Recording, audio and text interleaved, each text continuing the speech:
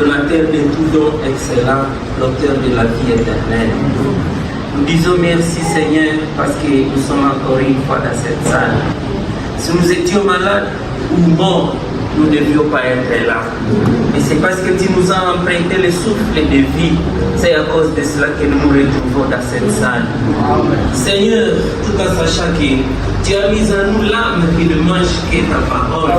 C'est à cause de cela que nous nous retrouvons encore ici pour écouter rien de ce que toi tu vas dire. Parce que nous savons que ce que l'homme peut parler, c'est les poisons, ça va tuer nos âmes. Mais ce que toi tu vas dire, c'est ça la vie éternelle. Voilà pourquoi nous ne voulons pas que l'homme nous parle, nous ne voulons pas que l'homme nous conduise, nous voulons que ton esprit puisse être au milieu de nous pour nous conduire, Père. Le Seigneur Jésus, et l'onction céleste soit au milieu de nous. Le Seigneur Jésus, que l'Esprit de Dieu puisse prendre le contrôle de chaque centimètre carré du milieu où nous nous retrouvons. Nous savons, Seigneur, que cela sera ici, parce que nous le demandons au nom du Seigneur Jésus-Christ. Amen. Et Jean chapitre 1er, parce que kwenye tuko tunasoma Yohana sura ya kwanza na parafiki mwanzo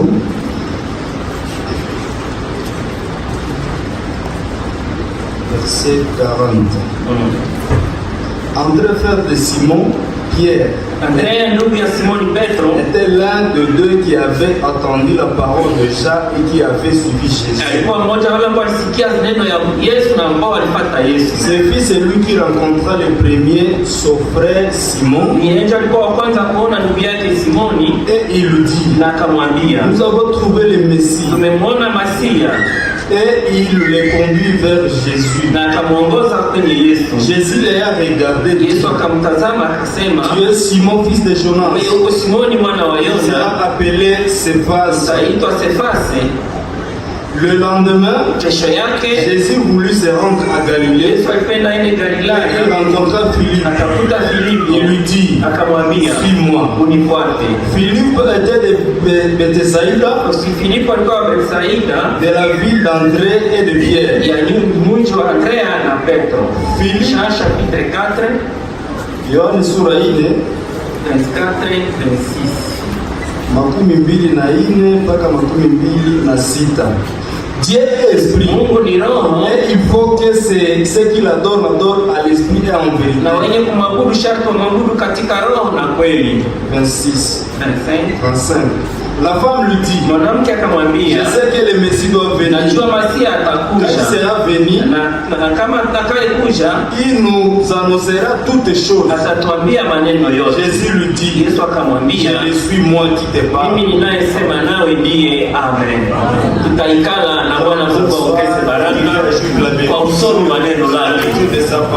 Tunawakaribisha nyote ndani ya jina la Bwana Yesu Kristo. Tumekuja kusikia neno ya Mungu, hapana kusikia mtu, parce que neno ya mtu inaua, lakini neno ya Mungu inaleta uzima.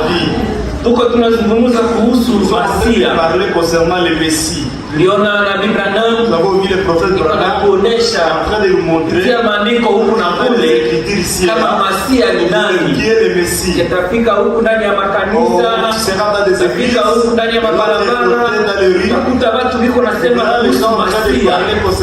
Sasa Masia ni nani? Tulisoma Nabii Branham akatuambia Masia ni mtu mwenye kwako upako. Wakati upako unakuja yule mtu anaitwa Masia. Uliona kama kulikuwa Yesu Kristo mwenye kulikuwa upako yule yake. Wakati upako ilikuwa juu ya Yesu Kristo, aliitwa Yesu Masia. Na neno la Mungu lituambia ile upako Mungu na Yesu aliahidi kama watoto wake wangelipashwa kuwa naye. Na kuwa na ile upako, kazi zenye yeye alifanya na vile watazifanya. Yeye sawa vile Masia amefungwa, na bali wenyewe watapokea ile neno, wataitwa Masia wadogo. Na tokana tunasoma ile Jean 14:12, Yesu Kristo alisema kazi zenye mimi nilifanya, na nyinyi vile mtazifanya, na mtafanya zaidi. Mtazifanya wakati gani? Wakati yenye ile upako ya ule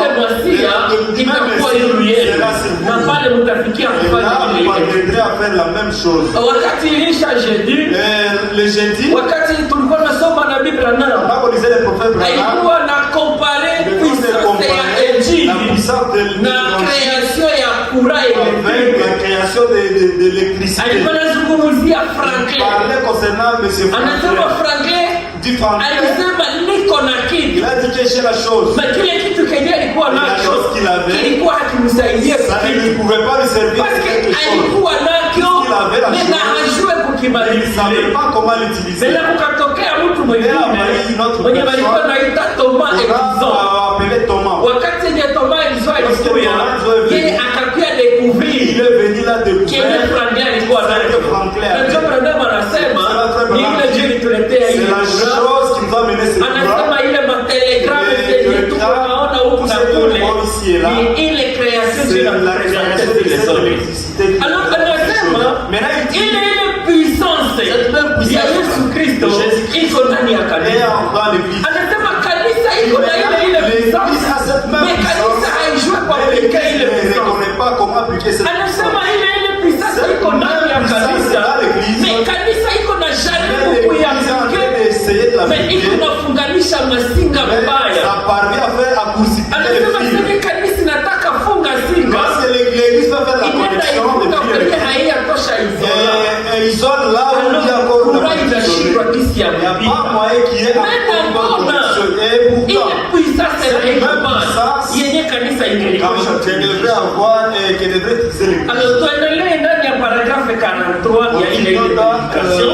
Nukuu makumi ine na tatu ndani ya hiyo Na mahubiri. ndiye nasema Le hivi, prophète dit ceci. cet évangile Hii injili ne va pas secouer le monde. haitatikisa dunia. L'évangile que nous avons, Hii injili ambayo tuko nayo, l'évangile que le Seigneur Jésus-Christ a laissé, ce n'est pas l'évangile du haiko monde, hiyo injili ya c'est dunia. l'évangile de l'église. Injili ya kanisa. Voilà pourquoi la parole dit, l'évangile que nous avons Hiyo injili ne ambayo peut tuko pas nayo secouer le monde. haiwezi tikisa dunia. Quand cet évangile Kwa est sababu prêché hii ujumbe wakati pour les unahubiriwa gens du monde, kwa watu wa dunia, Abraham va dire, Abraham anasema, les gens du monde, watu wa dunia, l'évangile ne peut pas attirer leur hii attention. injili haiwezi Maintenant, kuwavutia. pourquoi cet évangile ne va pas attirer leur attention? Hii injili haiwezi kuvutia kwa Abraham wao. dit, Abraham parce anasema, qu'en eux, kwa sababu il n'y ndani a yao pas de vie. hakuna Parce que uzima. les gens du Kwa monde sababu watu wa sont dunia morts. wamekufa. C'est pour seulement les gens de Iko l'église. tu juu ya watu wa kanisa. Il continue de dire, Endelea nasema, ce n'est pas le monde qui est secoué. haiko dunia inatikiswa. C'est l'église qui est secouée. Il secoue l'église. Inatikisa kanisa. Juste maintenant, Sasa, dans ces quelques dernières Ndani années, ya miaka mwisho l'église hii, a été secouée comme elle n'a jamais. Kanisa kabisa Et le yatikiswa. monde n'en sait Na rien. dunia haijui. L'église a été secouée. Kanisa Mais si vous rentrez dans le monde, le monde ne sait rien. Dunia haijui kitu Il kutokana na ile. n'arrêtait pas censé secouer le monde. Haikuwa juu itikise Le dunia. monde est mort. Hiyo dunia De imefariki. toute façon, Imefariki vous ne kabisa. pouvez pas secouer ces vieilles carcasses mortes. Tikisa hiyo Qui karatasi sont là. wanatosha kufa Elles sont kwa mortes deux fois. wamekufa mara mbili na miongoo mizizi yake. Voilà. Tazama. Ce monde est le message. Ujumbe L'évangile hii ne injili peut pas secouer le haiwezi monde. kutikisa dunia. Pourquoi? Kwa sababu Parce que gani? le monde est Kwa mort. sababu dunia imekufa. Alors, comme le monde Kwa est sababu mort, dunia imefariki. ce n'est pas bon de l'amener aussi. Haiko vizuri kuleta ndani ya Parce que kanisa. si nous amenons le monde dans l'église, automatiquement l'église va Hapo aussi. kanisa vile leo takufa. Vraiment, je continue. Abraham anaendelea. Comment le pouvez-vous? Namna gani unapashwa? Eh bien, Vema. j'appartiens à tel. Mimi niko mwanamemba wa Eh bien, vema. allez de l'avant et appartenez à cela. Waende mbele na ukuwe mmoja wa wao. Voyez-vous, vous Waona? ne pouvez pas le secouer. Hauwezi tikisa. Eh bien, Vema. grand-mère a fait ceci. Wakati wewe alifanya hivi, Grand-mère a fait ceci. mama mkubwa wa tata alifanya hivi na ile. Peu importe ce que grand-mère a fait. Haizuri ile ambayo tata alifanya. Que fait Dieu aujourd'hui? Mungu leo anafanya nini? Aujourd'hui, Leo. qu'est-ce que Dieu fait? Mungu anafanya nini? Quelqu'un va dire, Mtu atasema, oh voilà, Tazama, à cet âge-là, wale wakati, grand-mère a fait Papa ceci. alifanyaka Il hivi. dit non, non, Anasema ce n'est hapana. pas question de savoir ce que grand-mère a fait à Haihusiki cet na ile âge-là. ambayo tata C'est alifanya question wakati. de savoir Inahusika. que fait Dieu Mungu aujourd'hui. anafanya nini leo?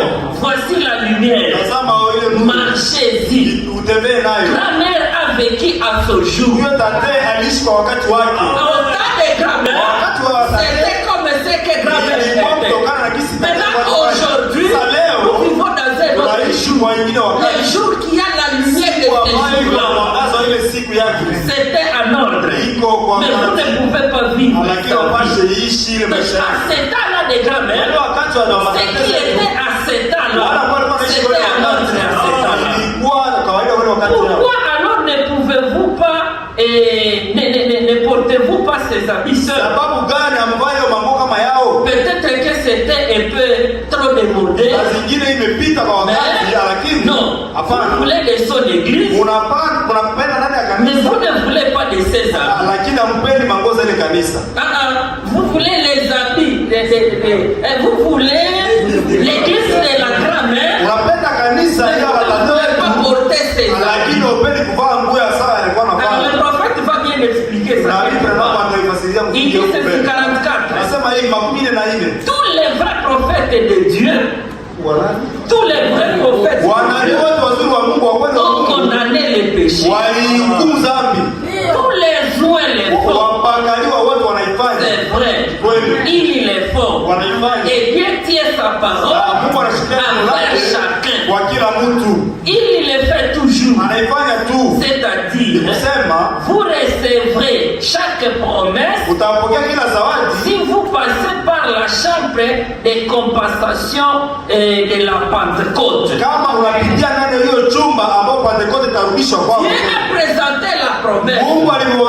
Et cette promesse est à mon nom, vous ferez ceci. À mon nom, vous ferez cela. C'est la promesse de Dieu. Maintenant, la condition est là pour que la promesse de Dieu s'accomplisse chez vous. La première chose, vous devez d'abord passer par la chambre de compensation de la Pentecôte. Passez d'abord par la Pentecôte. Après cela, c'est là que nous allons voir l'accomplissement de cela. Il puisse ainsi exposer les 7 âges de l'Église. Page 112.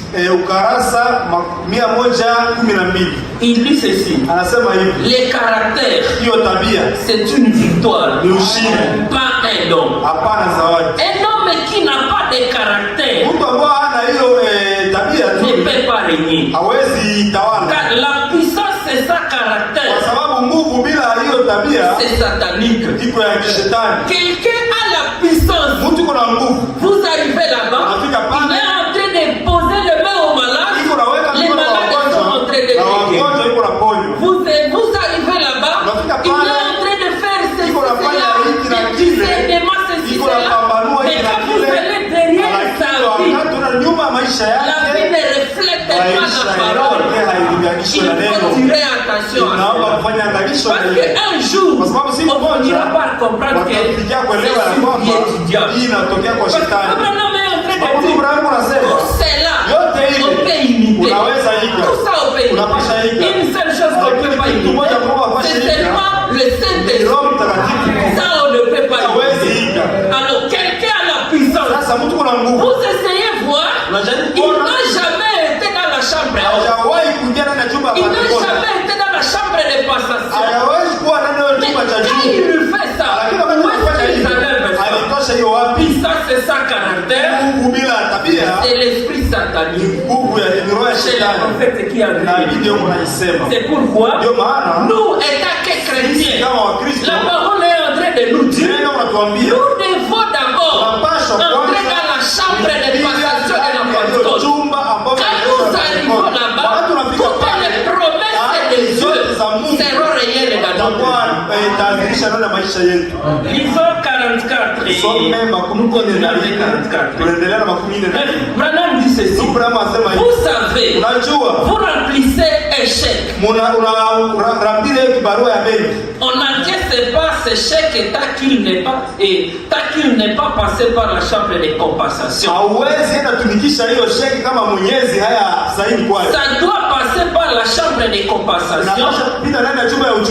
Puis le chèque est encaissé. Et lorsque vous dites que vous vous êtes répandu et que vous êtes prêt à passer par la chambre de compensation de la Pentecôte de Dieu, na uko tayari kupita ndani ya hiyo chumba ya compensation ya Pentecoste ya Mungu, Dieu paiera cela Mungu atalipa hiyo avec tous les dons qu'il a promis. na zawadi yote ambayo aliahidia. Quand vous passez par la chambre là, Kupitia kule ile vous chumba vous êtes repenti. umetubu, Vous avez les baptêmes du Saint-Esprit. unabatizwa Roho Mtakatifu. Frère Branham me dit, Dieu va payer tout Mungu cela atalipa ile yote avec les dons de sa na promesse. ile zawadi ya zawadi ya ahadi yake. Les jours de la Pentecôte, Siku ya Pentecoste Pierre a dit, Mungu alisema ces promesses sont pour vous hii ahadi ni zenu et pour vos na enfants watoto wenu et pour ceux qui sont au loin, na wote ambao wanapatikana en mbali. aussi grand nombre que le Seigneur notre Dieu appellera. Haishuru kwa wangapi wale wote ambao Mungu ataita. Et quand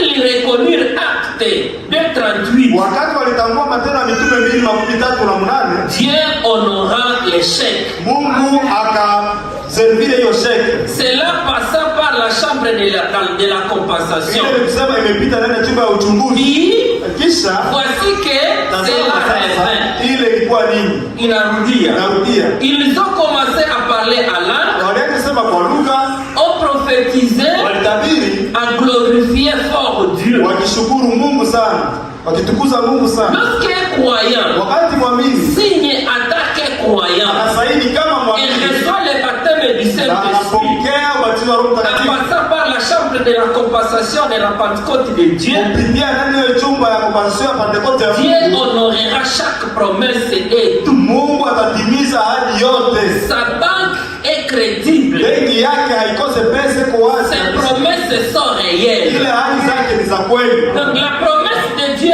est réelle. Ahadi ya Mungu ni ya Mais il kweli. y a une condition pour Lakini ça. uko shurti kwa ajili ya La condition pour cela, shurti kwa ajili ya c'est ile. d'abord passer par cette chambre-là. Ya kwanza ndani ya Si chumba. vous arrivez à passer par cette chambre, Ukiingia kupita ndani ya vous chumba, allez trouver que vous serez loin utakuta kwamba par utapakaliwa. la même onction de la Na parole. hiyo uamsho kwa leo. Que vous allez parler, Ni hiyo utakosa ce ne sera pas vous qui allez les parler, mais ce sera l'onction de la parole à vous. lakini itakuwa Et hiyo vous allez upako voir kama tout ni cela, yako. ça va s'accomplir. Na unaona yote Parce que yatimilika. l'Esprit de Dieu est en Roho ya vous. Mungu Parce ndani que yako. vous êtes Kwa devenu sababu un petit umekuwa monsieur. mtoto Mungu mdogo. Il continue, dit ceci. Anaendelea kusema Tout est signé au nom de Jésus. yote imesaini kwa jina la Yesu. On ne peut signer autrement. Hawezi saini kwa Ça jina ne la marchera pas. haitaendeka.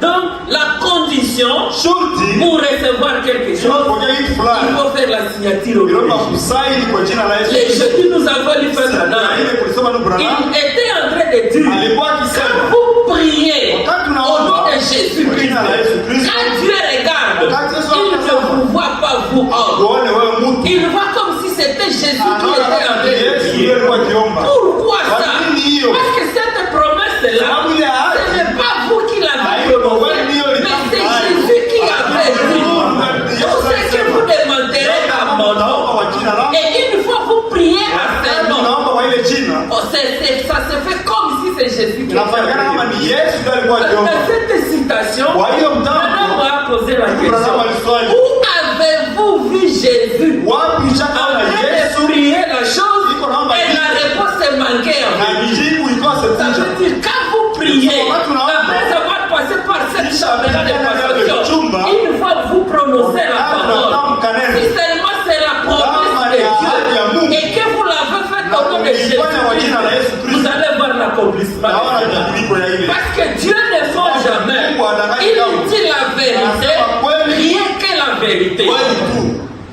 Il ne connaît aucun titre. Ajue hata ucheo fulani. Il ne connaît que ses noms. Anajua tu ile jina. Maintenant me dit Amen. Bravo sema nini?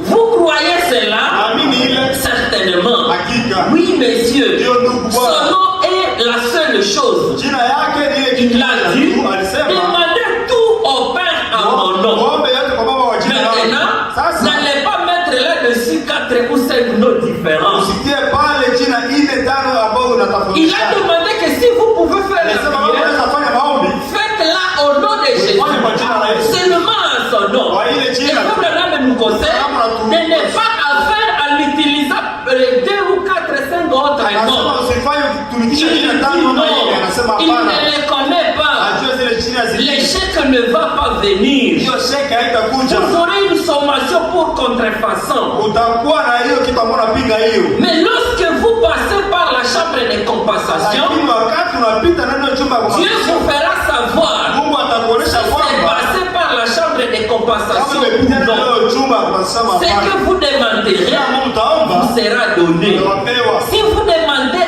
à moi Kama mnaniomba et que mimi mes paroles demeurent en vous, na neno langu naishi ndani demandez yenu, ce que vous voudrez. ombe yote ambayo Ça c'est mtapenda. Jean chapitre 15. Ni Yohane 15. Cela vous sera Ile accordé. itawapewa. C'est juste. Kweli. Alors vous avez l'onction. Sasa kuna upako. Ce sont deux les messieurs Ni wao, et les petits ni messieurs. wao ndio wale mabwana madogo. Obéissez à la parole Utii neno tu. et quand ils avaient à accomplir la parole, Wakati ambao kutimiza neno. alors Dieu Mungu sasa fait des suspensions. tatatu ya Il kuendelea. était le Messie. Alikuwa Masia. Il était Jésus Alikuwa Yesu quand il vint au monde. wakati alikuja duniani. Mais après son baptême, Lakini kisha batizo quand le Saint-Esprit descendit wakati sur Roho lui, Mtakatifu alishuka juu il yake, fut loin de Dieu. alikuwa mpako wa Mungu. Dieu était à lui Mungu alikuwa ndani parce yake qu'il était venu accomplir la kwa sababu parole. alikuja kutimiza neno. Quand il était né, Wakati alizaliwa il s'appelait Jésus. aliitwa Yesu. Mais quand il a eu l'onction dans l'eau de Wakati baptême, alipata upako ndani ya maji ya on lui batizo, a ajouté Christ. alimwongezea Kristo. Il est devenu Alikuwa Jésus-Christ. Yesu Kristo. Il est venu accomplir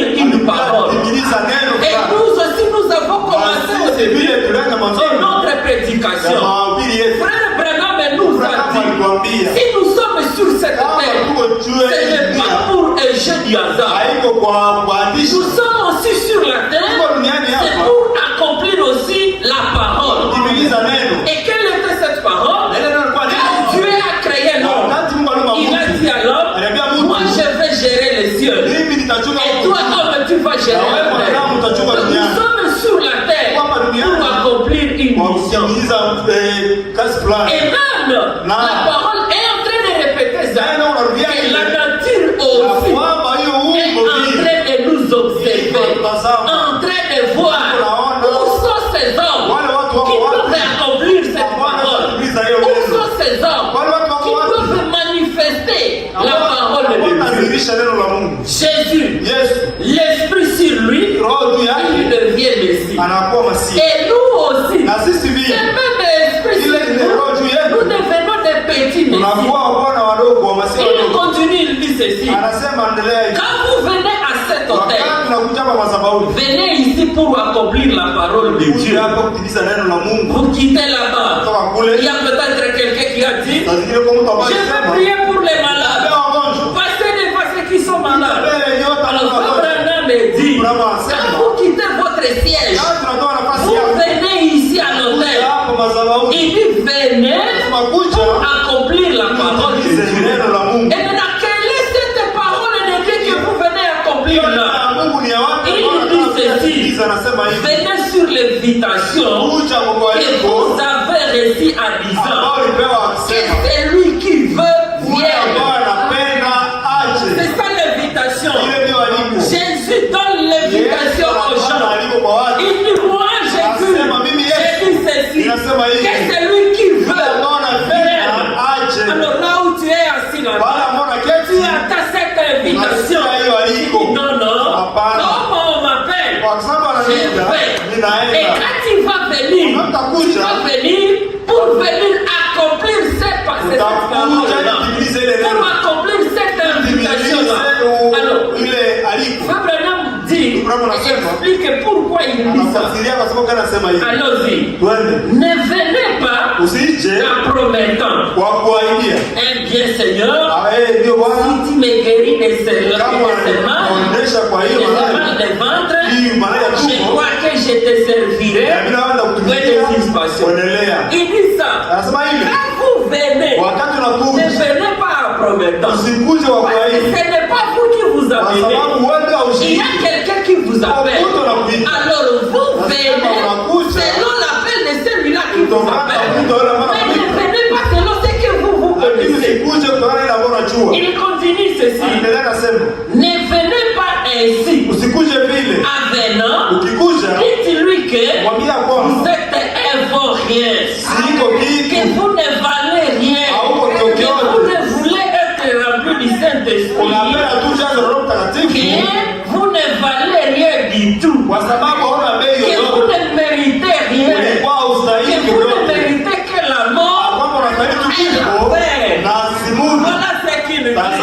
ndio anasema pas avec vos mérites. usikuje na hiyo kujiona. Seulement, Ukuje tu. vous dites Seigneur, Asema Bwana, je ne vaux rien. siko Je kitu. ne peux rien. Siwezi Je ne kitu. mérite que la mort. Sitastahili Mais si kifo. seulement je Kama viens, unakuja c'est tu parce que ta kwa sababu parole neno me lako dit de venir. Alors comme cette parole me dit de venir, c'est à cause de ça que je viens. Mais pour dire qu'à moi-même, j'ai le mérite, mais moi je n'en ai pas. Alléluia. Il continue. anaendelea anasema, Oui, mais lakini puisqu'il vous invite à venir, kwa sababu anakuita ukuje, dites, je viens Seigneur, unakuja Bwana, je n'apporte rien sur mes bras, lete kitu mikononi mwangu, je m'attache seulement à la croix. ninafunga tu kwa msalaba. C'est ce que tu vas dire. Ile ndio utasema, Je n'ai rien dans mes mains, sina kitu mikononi mais mwangu, ce que j'ai, je m'attache seulement nafunganisha à la croix. msalabani. Le prophète demande, Mungu Abrahamu vous y anauliza, êtes? uko pale? Alors, Sasa, il va honorer cela. atajibu ile. Seulement vous pouvez venir dans ce Kama sens-là. atakuja tu kwa ile namna, Abraham dit, Dieu va honorer Mungu cela. atajibu Il ile. y a une piscine juste au rez-de-chaussée. Kwa kisima pale pembeni ya barabara. Voyez, s'il ne prend pas soin de sa parole, Kama akamate ashikilie neno il lake, le fait toujours quand elle passe par la chambre de compensation. anaifanya tu wakati anapitia chumba ya compensation. C'est ça.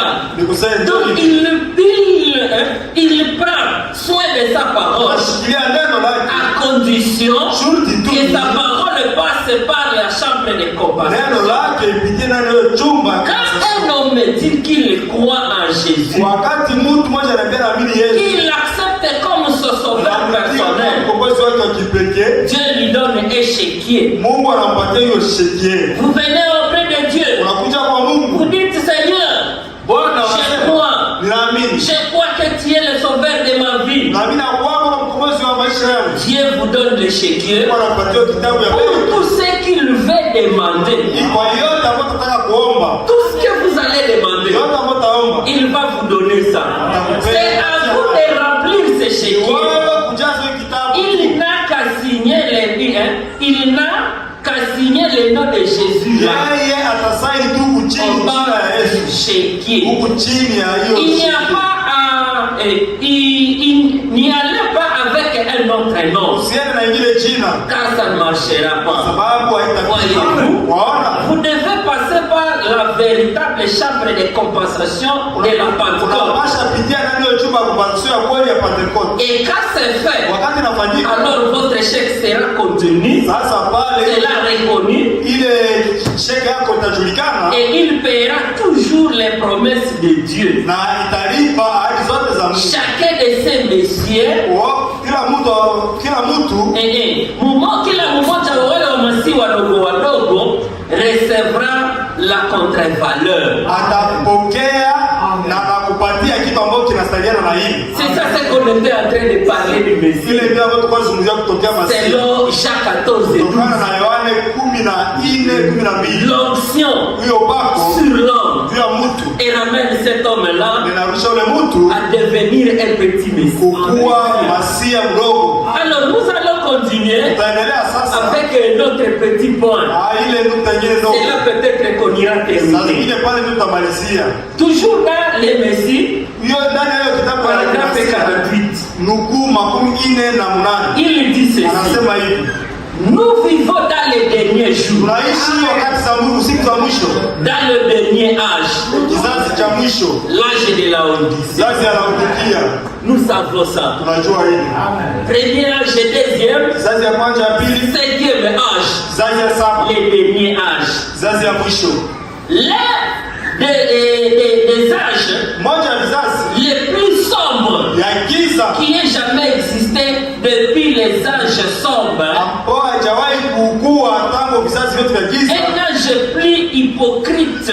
Hiyo kizazi ya unafiki kushinda zote. Voilà la détermination, Tazama, hiyo ndio la qualification utafsiri utamko de l'âge où nous ya hiyo vivons. kizazi ambayo tunaishi ndani. L'âge qui est un âge plus hypocrite Hiyo kizazi unafiki que les âges. kushinda vizazi vingine vyote. Il n'avait pas de lumière du tout. Haikuwa na nuru hata les crépuscules est une ère trompeuse. Hiyo crépuscule ni hali ya kudanganya, umbo ya kudanganya. Crépuscule. Un temps qui n'a pas de soleil. Ni hewa ambayo jua haiko. Vous demandez. Il peut être quelle heure maintenant? Vous manquez le temps. C'est une ère trompeuse. Tout le monde sait que quand vous voyagez, il est mieux de ralentir et tout petit peu quand les crépuscules viennent. Donc quand il y a crépuscule, si vous avanciez en vitesse, vous ralentissez. Parce que vous ne savez pas justement ce qui est là devant. Le prophète dit, et c'est juste, nous devons avoir un messager dans ces crépuscules. Les saviez-vous? Dieu l'a promis pour l'âge de la honte. Donc Dieu savait que dans cet âge-là de la honte, si nous-mêmes devrions nous conduire, on aurait plus d'accidents. Beaucoup d'accidents. Mais alors il a dit, comme c'est un moment difficile, un moment d'hypocrite, on ne sait pas réellement il fait quand. Il faut que j'envoie la lumière. Il faut que j'envoie l'homme avec la lampe pour éclairer ces gens-là. Il dit ceci, de la même prédication. Il a dit, il y aura un jour qui ne sera pas jour. Il y aura un jour qui ne sera pas jour. C'est le moment ici que nous vivons. Mais au temps du soir, la lumière paraîtra. Il a fallu qu'il y ait la lumière. Et c'est juste. Maintenant regardez. Le soleil se lève à or ceci, vous dites, ça a été un jour où nous sommes les enfants du jour de l'évangile. Ceci est un jour de ténèbres pour les enfants. L'étoile du matin salue simplement l'avenir. Point de suspension. Et vice versa. De ce qu'elle est littéralement. Car l'étoile du soir écarte l'étoile du matin qui s'est levé là-bas, et l'étoile du matin qui salue la venue du Fils. Car l'étoile du matin qui s'est levé là-bas et c'est oui et ile nyota ya asubuhi yenye inamuka kule ni ile nyota ya asubuhi yenye inasalimia kuja kwa mwana. Et l'autre salue le départ du Fils. Le soleil naturel disparaissait au moment où cette étoile saluait son départ. Et l'évangile venait juste de commencer. Nous sommes les enfants de la lumière. Le monde est maintenant dans les ténèbres. Nous sommes enfants de la lumière. Pendant que le monde sont les enfants de la ténèbre. Frère parle quelque chose. Je ne sais pas si nous allons comprendre la chose. Il dit ceci. Quand le soleil vient, la grande lumière, il n'y a pas une lumière comme le soleil. Quand ce grand soleil vient, ce grand soleil est précédé par et a toujours son précurseur. Quand il vient, il y a d'abord une étoile qui précède sa venue. Et Frère Branham me dit, quand il part aussi, il y a aussi l'étoile qui vient après aussi son départ. La première étoile initiale-là, qu'est-ce qu'elle vient faire? Elle vient présenter que, voilà, attention, dans quelques minutes là, vous allez voir le soleil. Et justement le soleil. Alors, lisons dans quelle prédication? Question et réponse. Du 12 janvier 61. Le paragraphe 409. Les prophètes disent ceci. Bon, eh bien, lui, il était considéré comme un alpha et oméga.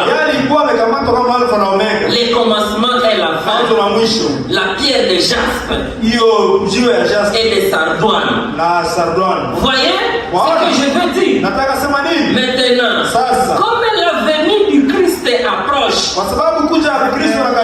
alors le message que devait prêcher Élie dans les derniers jours, si l'histoire se répète, point de suspension. Tout comme l'étoile du matin proclame la venue,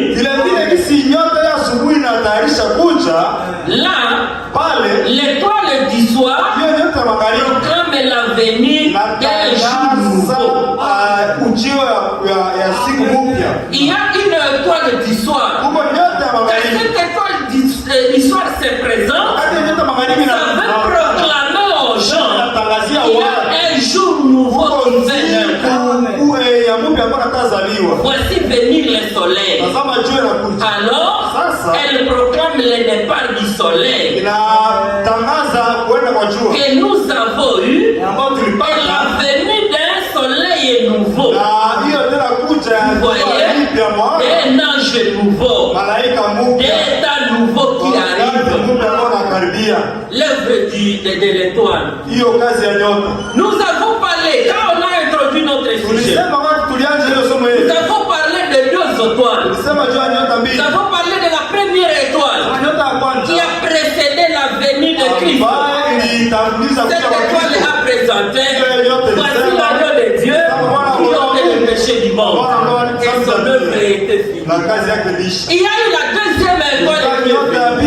Cette deuxième étoile est venue, c'était pour accomplir certaines promesses qui étaient restées, mais est promis à notre état ici. Et à part ça, on lui a fait aussi la lumière. On lui a fait aussi les messages. Parce que quoi? Parce qu'il y avait déjà de l'obscurité sur toute la terre. Il y a eu des âges d'obscurité. Maintenant, il a fallu qu'il y ait la lumière. Et c'est comme ça que cette lumière a été donnée à un homme. Et cet homme est venu avec cette lumière pour éclairer l'humanité, pour nous montrer que nous ne devons plus marcher à tâtonnant. Parce que tout est déjà au clair avec cette parole. Lisons épais ici, comment l'ange, dans la prédication ici, frère Branham. La brochure frère Branham, c'est page 73. Il y a quelque chose que frère Branham nous dit là. Il dit ce qui suit. À l'époque où j'étais garde-chance, un jour, je prenais l'autobus. Je suis monté dans l'autobus. J'ai toujours, semble-t-il, été sensible aux esprits.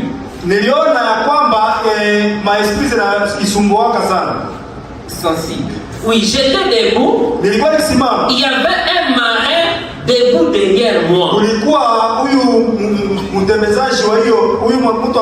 J'allais faire une ronde. J'étais en route vers les parcs forestiers. Je ressentais une drôle d'impression. Ça ne me lâchait pas. J'ai regardé autour de moi. Dans l'autobus, il y avait une femme très corpulente qui était assise là, très bien habillée. Elle a dit bonjour. Bonjour, jambo. Femme me dit, il est sensible aux esprits. Anaisiaka maroho hiyo maroho sana. Donc s'il peut passer à côté de quelqu'un qui a les esprits, akapita pembeni ya mtu ambaye ana esprit, il peut sentir ça. Anaisikiaka tu yeye. Alors il dit, il était dans l'autobus. Alikuwa ndani ya autobus. Il était assis là. Alikuwa on était en train d'aller. Alikuwa akienda. Mais là où il était, wakati kwenye alikuwa, il sentait que vraiment alikuwa anahisi tu kabisa. Il y a ce qui ne marche pas. Kitu ambaye donc je sens vraiment il y a ce qui ne va pas. Et alors il dit, il a fait le regard en arrière. Quand il a regardé en arrière, il a vu une femme là corpulente qui était là assise sur leur lit. Et cette femme lui a salué. Donc c'était deux esprits qui s'étaient affrontés. Celle de derrière voyait celui qui était devant. Il sentait qu'il y a quelque chose à l'autre là. Et celui qui était devant, celui qui est dans c'est comme si un esprit. Il a tourné. Celui-ci tourne et regarde l'autre là. Et justement l'autre là, il lui a posé la question. Il dit bonjour. Madame m'a dit, j'ai dit bonjour. J'ai pensé que c'était seulement une femme qui parlait alors. Elle a dit, j'aimerais vous parler un instant. J'ai dit oui madame. Je me suis retourné. Elle a dit, savez-vous que vous êtes né sous ici? C'est ça ce que la dame la demande. On est là dans le bus. Branham qui sait ce qui ne va pas. Branham qui tourne. Branham qui salue Branham.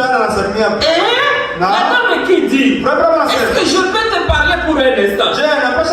Branham dit oui, allez-y. Et Branham dit bon, elle a tourné. Et la question a été, est-ce que vous savez que vous êtes né sous ici? Je me suis dit, encore une de ces femmes bizarres. Parce qu'il y avait aussi les autres femmes qui avaient déjà parlé à Branham de ça. Si vous faites cette prédication et frère Léo là, vous allez trouver qu'il y avait aussi deux autres qui avaient parlé de ça. Alors l'autre aussi qui commence, Branham s'est dit, voilà encore. Alors j'ai continué à regarder dehors. Et donc je n'ai pas dit un mot, j'ai simplement continué à... Elle a dit, est-ce que je pouvais vous parler un instant? Et j'ai simplement continué à... Elle a dit, n'agissez pas comme ça. J'ai simplement continué à regarder devant moi. Je me suis dit, ce n'est pas très courtois. Voilà. Quand Branham a écouté ça, il n'a plus donné son attention à cette dame. La dame continuait à lui parler, mais lui ne faisait plus attention à ce qu'elle pouvait dire. Elle a dit, j'aimerais vous parler petit. J'ai simplement continué à regarder devant moi. Je ne voulais pas prêter attention à elle. Et je me suis dit, je crois que je veux voir si elle dira comme les autres. Je me suis détourné. J'ai pensé, oh là là, ça me mettrait dans tous mes états, je le sais. En effet, je n'avais vraiment pas pensé à ça. Je me suis retourné. Elle a dit, il faudrait peut-être mieux que je m'explique. Quand cette dame a compris que Branham n'attirait pas son attention, elle a dit, bon, peut-être, il faut que je m'explique. Quand je vais m'expliquer, là peut-être il va me donner son attention. Elle a dit, je suis astrologue. J'ai dit, j'ai bien pensé que vous étiez quelque chose du genre. Nilijua tu kama unaweza kuwa mwa ile watu aina hii. Elle a dit, je suis en route pour Chicago. Je vais visiter mon fils qui est prédicateur baptiste. J'ai dit, oui madame. Elle a dit, quelqu'un vous a-t-il déjà dit que vous étiez né sous ici?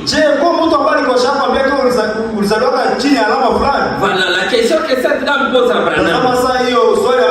J'ai dit, non madame, je voulais simplement voir ce qu'elle allait dire. Elle a dit, et j'ai dit non madame. Elle a dit, est-ce que des prédicateurs ne vous ont jamais dit ça? J'ai dit, je n'ai rien à voir avec les prédicateurs. Elle a dit, ah bon?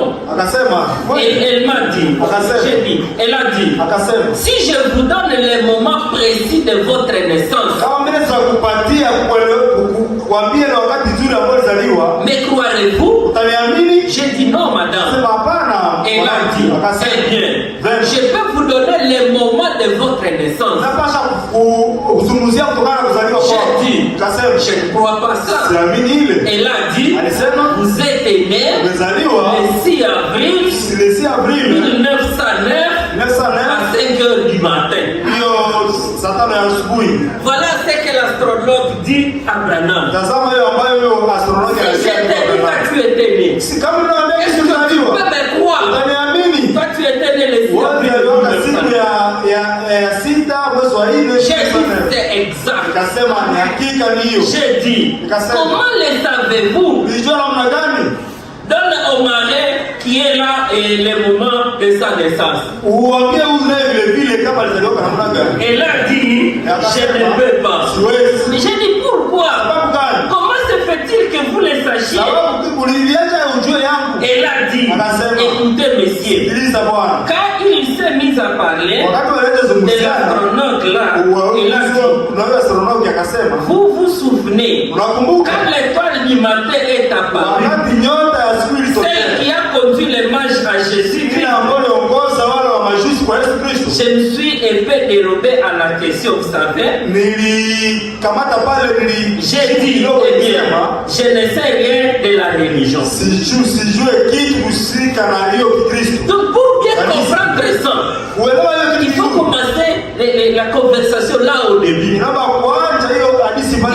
s'agit d'un astrologue. Et un astrologue c'est qui? C'est quelqu'un qui étudie les astres.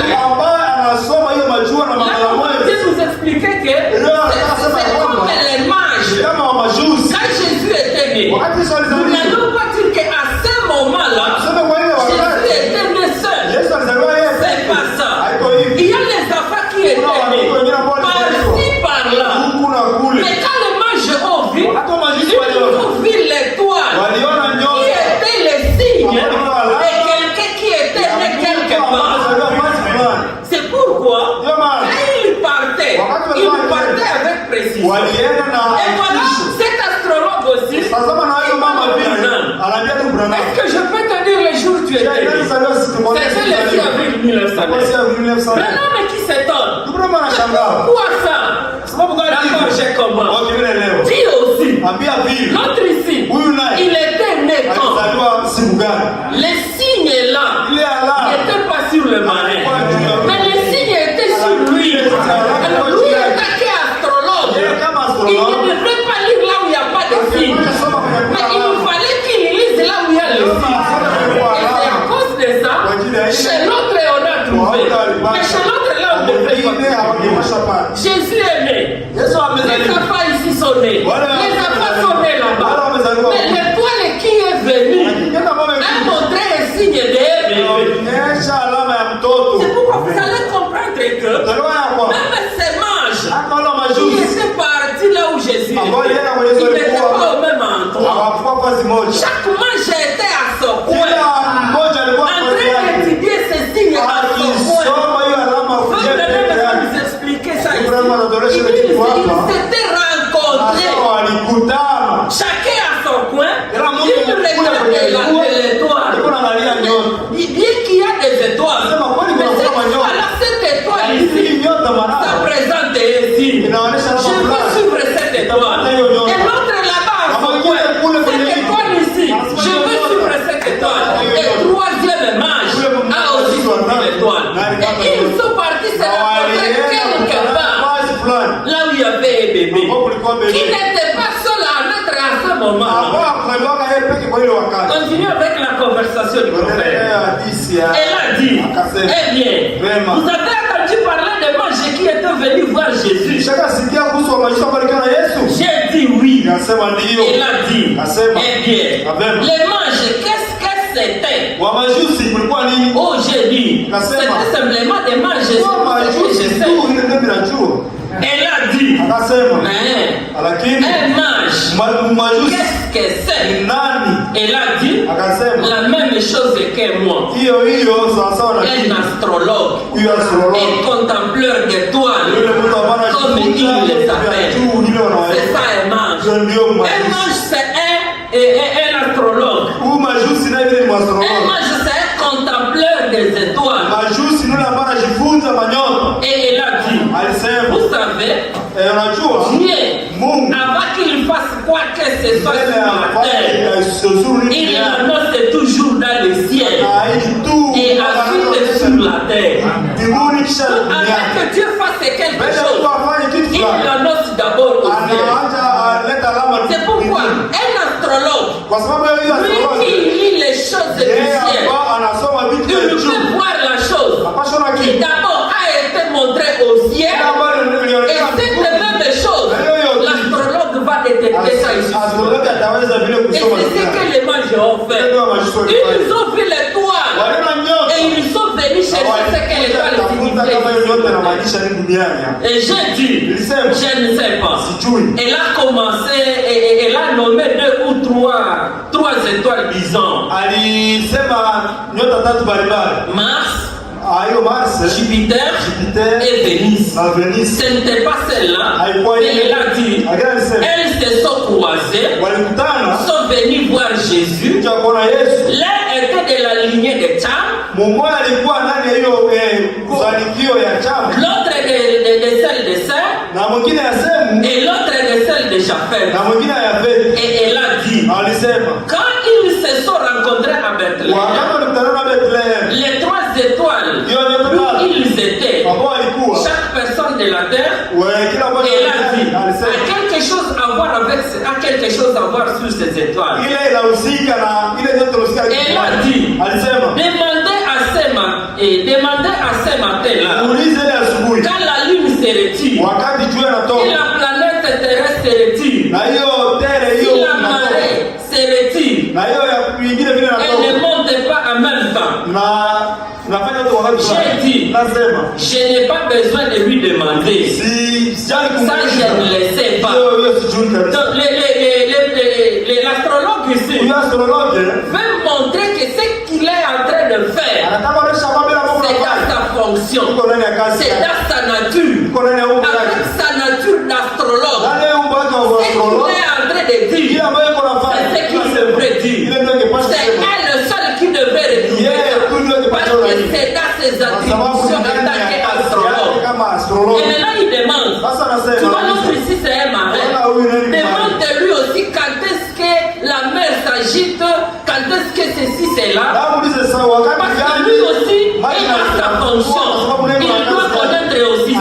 Demande de lui. Abraham a dit, je n'ai pas besoin de lui demander. Tout ça moi je sais. Il a dit, eh bien, votre naissance a quelque chose à voir avec les étoiles là. Ça ce sont les paroles que cet astrologue est en train de dire. Et puis si je suis en train de continuer, vous allez voir là en bas, Abraham va dire, tout ce que ces astrologues disaient à rapport de lui, lui-même avait des doutes à ça. Mais il dit, quand il est arrivé quelque part, l'ange de l'Éternel, il parle de la colonne de feu. Quand la colonne de feu lui a parlé, il a posé la question à la colonne. Mais moi je ne comprends pas. Quand je suis en train de me promener, il y a des gens qui me disent, tu es né comme ceci, tu es né comme cela. Mais tout ça moi je ne comprends pas. Il dit la colonne de feu lui a répondu. Il a dit, souviens-toi de la première venue. Qui ont reconnu le vrai ministère du Seigneur Jésus. Les gens de l'église ne l'avaient pas reconnu. Ils ont taxé les noms à ce ministère. Mais ce sont les démons qui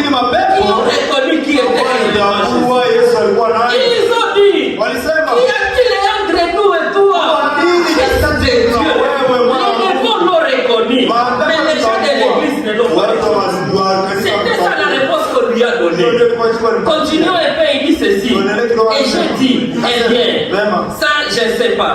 Il a dit, donc ces 3 mages sont venus. Il a dit, quand les 3 étoiles, je commande.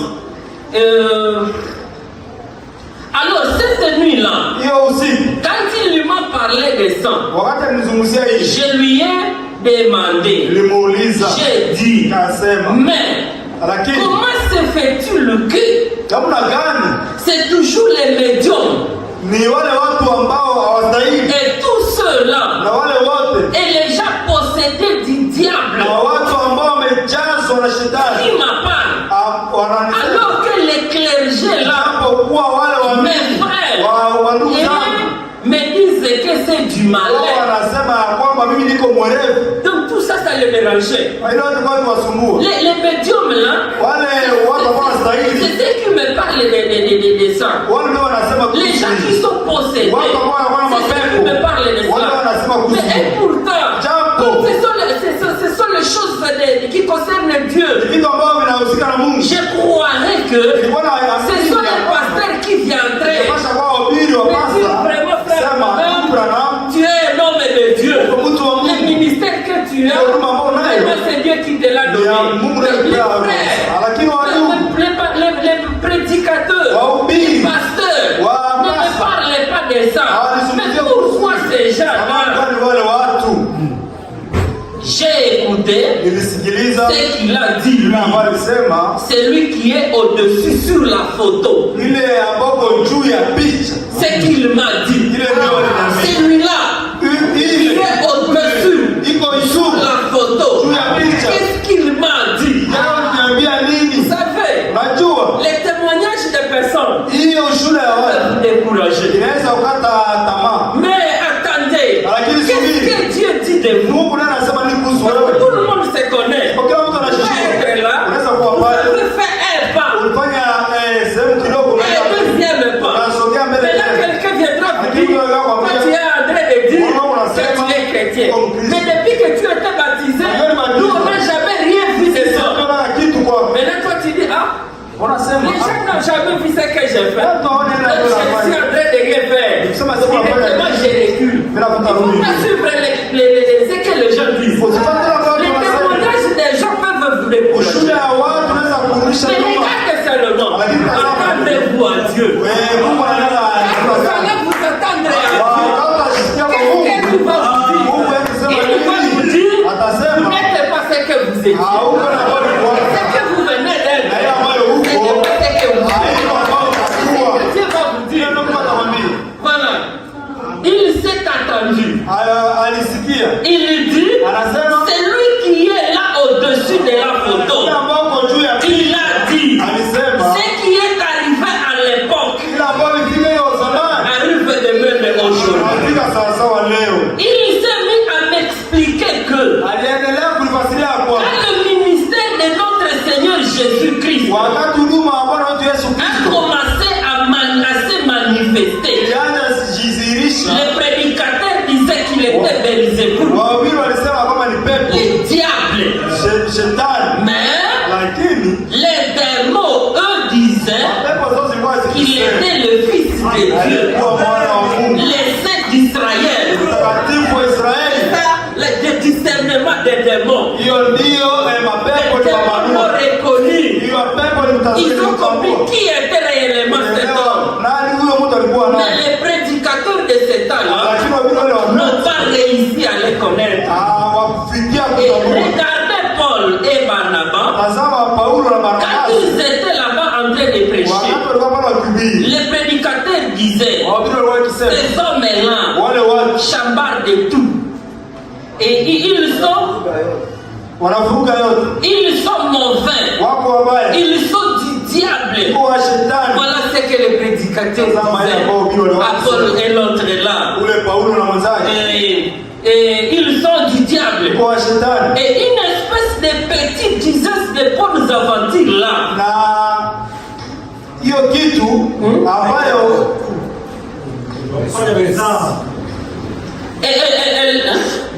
Ces hommes-là chambardent de tout. Ils sont mauvais. diable. C'est ça que le prédicateur disait. Et une espèce de petite liseuse de bonnes aventures là. Là dans la rue, Mouchaoui.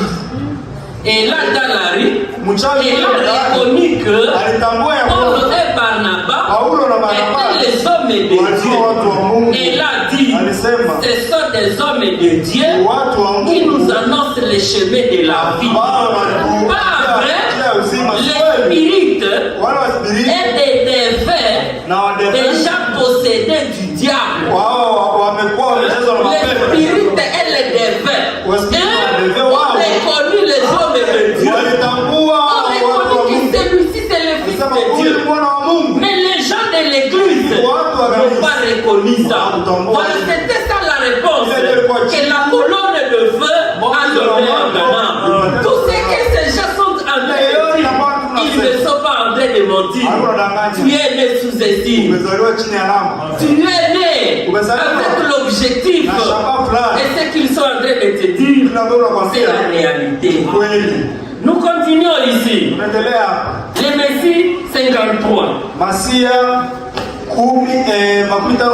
Il dit ceci. Maintenant, ça c'est l'étoile du matin. Et l'étoile du soir doit refléter aussi la même lumière. Quand nous parlons de Jésus, là nous parlons du matin. Mais dans la même lumière là du matin, doit se faire refléter au temps du soir. Il criera de sa voix. Il criera de sa voix là dans le désert à l'approche du Messie.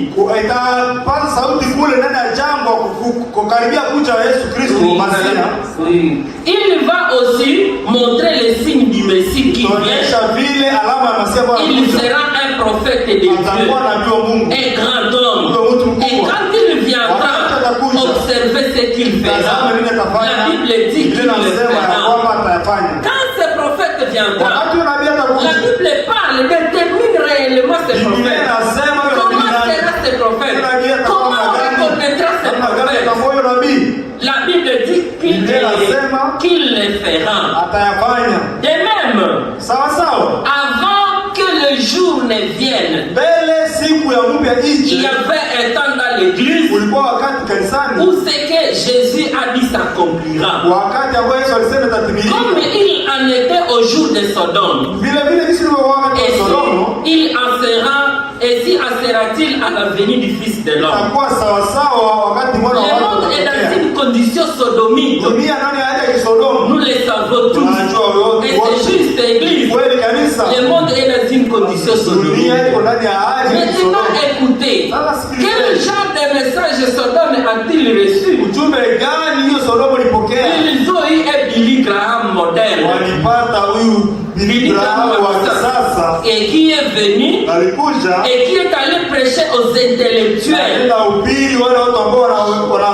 Juste un petit nombre sortir et ils étaient sous la disgrâce et amenèrent la grâce. La femme fut transformée en une colonne de sel.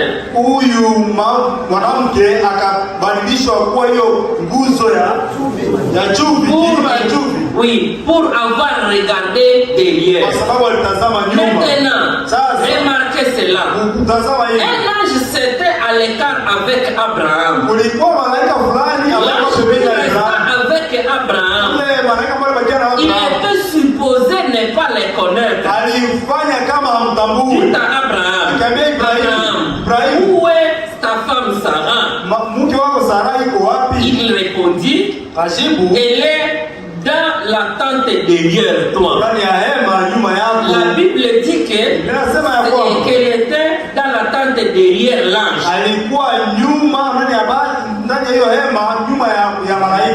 Il a dit, je vais te visiter au temps de la vie. Je t'ai promis cette femme. Je vais faire en sorte que tu les reçoives. Et Sarah rit elle-même, en elle-même. Et quand elle le fit, l'ange du Seigneur dit, pourquoi Sarah Sarai. Il dit donc que cela arriverait avant la venue du Seigneur. Comme il en était au jour de Sodome, et il en sera à la venue du Seigneur. Comprenez-vous, mes amis, cela va refléter le même genre de la lumière que l'étoile du matin. Et qu'est-ce qu'il va faire? Ramener les enfants à la foi des pères,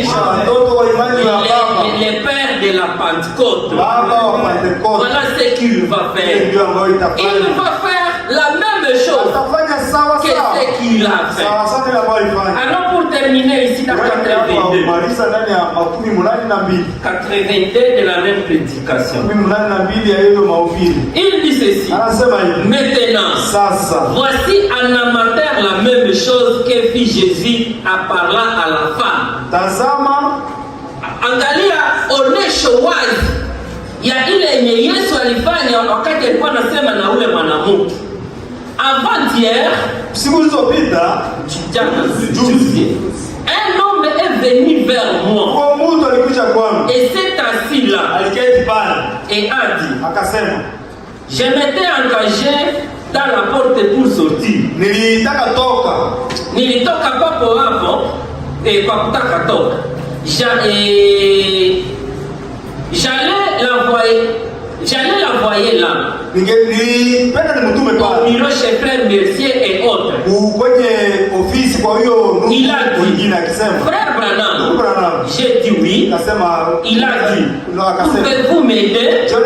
J'ai dit: quelque chose m'a dit: fais-les entrer dans la maison. Aussitôt qu'il s'est assis, ne me dites pas qui vous êtes. Je vais vous le dire. Voici en amateur la même chose qui fit Jésus en parlant à la femme. Quand cet homme est venu, quelque chose a dit à Branham: fais-les entrer dans la maison. On est entré dans la maison. Quand il s'est assis, Branham lui a dit: ne me dites pas si vous êtes. Je veux vous le dire. J'ai commencé comme cela et je lui ai dit. Le Saint-Esprit a commencé à me dévoiler toute sa vie. Il a dit: c'est vrai, c'est vrai, monsieur. J'ai dit: vous n'habitez pas ici. Vous habitez à Madison. Vous avez été à Evansville, Indiana.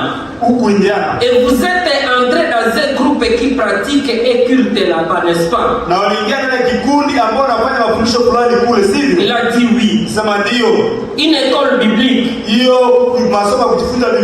Il a dit: bonté divine.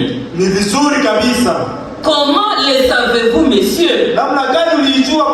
Et ainsi qu'il a sorti, il a dit: s'il vous plaît, je ne comprends pas cela. Et j'ai dit: avez-vous déjà été dans une de mes réunions?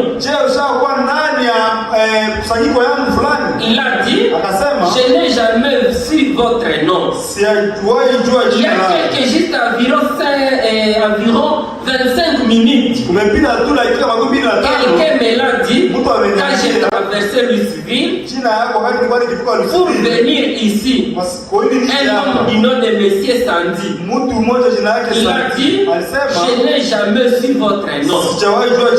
J'ai dit: eh bien, c'est cela mon ministère.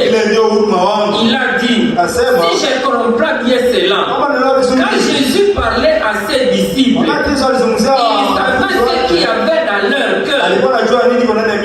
J'ai dit: c'est vrai. Il a dit: alors c'est Dieu qui me parle par vous. J'ai dit: dis donc, vous en savez plus que beaucoup de ceux qui ont suivi mes réunions pendant longtemps. Les gens ont réunions de Branham. Watu walikuwa ndani ya makusanyiko ya Ils Branham. n'avaient jamais su que Walikuwa wanajua ya ce que kwamba Branham faisait, ile ambayo Branham alifanya. c'était Jésus qui était en train de guérir au travers d'un homme. Alikuwa anapambana kupitia Mungu. Mais là, voyez, Sasa tazama. quelqu'un qui arrive Mtu ambaye anakuja. dans quelques minutes comme ça, Wakati kidogo tu. qui commence à dire, mais c'est ce que je viens de voir chez vous. Je comprends que c'est ce que Jésus faisait. Il n'a jamais écouté parler de Branham. Quelques secondes comme ça, il comprend quelque chose. Et si vous comparez ça, vous allez trouver que c'est ce que même Jésus est en train de dire avec la femme et la Samaritaine. Quand Jésus parle, la femme réplique, tu as eu 5 et la 6e. Cela a débloqué quelque chose dans la tête de la femme. La femme a dit, on nous avait dit, quand le Messie viendra, il lui fera des choses. Je le suis moi qui te parle. Et ici, l'autre est là qui dit, je comprends ce que vous êtes là, c'est ce que Jésus faisait. Et Branham me dit, c'est ce que je te dis, c'est cela mon ministère. Je suis venu pour cela. Je suis venu pour accomplir Luc 17:30. Ce qui a été à ce temps-là, se fera encore à la venue du Fils de l'homme. Nous avons reçu cela. Et ce n'était pas pour quiconque. Quand Jésus marchait, il cherchait seulement les enfants élus de Dieu. Il pouvait marcher. Quelqu'un qui est caché, il lève seulement comme ça, il nous a arraché le sang. La première question que Zaché va se poser, je me suis caché ici. Personne ne savait que j'étais là. Et comment il a su que j'étais là? À plus de cela, il m'a appelé par mon nom. Il n'a pas dit, qui est là? Ce n'est pas ça. Il a appelé les noms. Mais c'est à cause de cela, dans l'état où nous vivons, ce qui est appelé, à quoi d'appeler les enfants de Dieu, c'est ce signe ici messianique. Branham me dit, pour savoir que vous avez le Saint-Esprit, c'est que vous avez cru à Luc 17:30. Vous n'avez pas cru à cela, vous n'avez pas écouté votre nom. Celui-ci a dit, alors, c'est Dieu qui me parle par vous. J'ai dit, dis donc, vous en savez plus que beaucoup de ceux qui ont suivi mes réunions pendant longtemps. Les gens venaient dans des réunions, mais quelqu'un pour quelques minutes comprend beaucoup plus que ces gens. Il a dit, eh bien, gloire à Dieu, tout est alors fini pour moi. Vous y êtes, un garçon est juste venu de l'Angleterre par avion. La même chose s'est produite. Maintenant, en voici. Cela a commencé ici au tabernacle il y a environ 48 ans. Il est Dieu, n'est-ce pas, sœur? Ça, c'est Dieu. Il ne change pas. Quand il donne la promesse, cette promesse doit se accomplir.